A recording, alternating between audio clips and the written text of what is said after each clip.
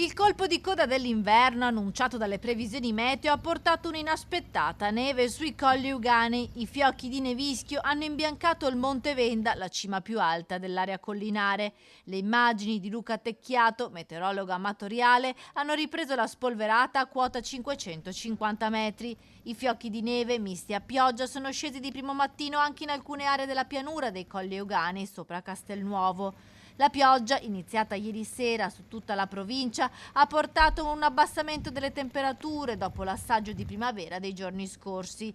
I vigili del fuoco sono stati impegnati in 6 interventi, soprattutto nella bassa padovana, a causa del forte vento. A Boara Pisani un albero è caduto in viaggio ed è stato rimosso dalla protezione civile e dalla polizia locale in poco tempo, rendendo la strada percorribile già in prima mattinata. A Galzignano Terme, nella notte, invece, il vento ha fatto cadere un vecchio palo di legno dell'Enel, ripristinato in poco tempo dopo la segnalazione dei vigili del fuoco, non ha provocato guasti all'energia elettrica. L'ondata di maltempo dovrebbe concludersi oggi e già da domani le temperature dovrebbero rialzarsi.